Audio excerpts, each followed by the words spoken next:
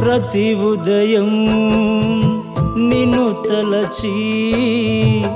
నీ కృపను నీ పొందగా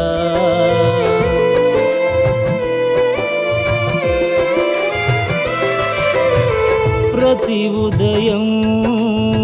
నిన్ను తలచి నీ కృపను నీ పొందగా నిరాశ నుండి విడిపించి ఆశా జ్యోతిగా నిలిచితివే నిరాశ నుండి విడిపించి ఆశా జ్యోతిగా నిలిచితివే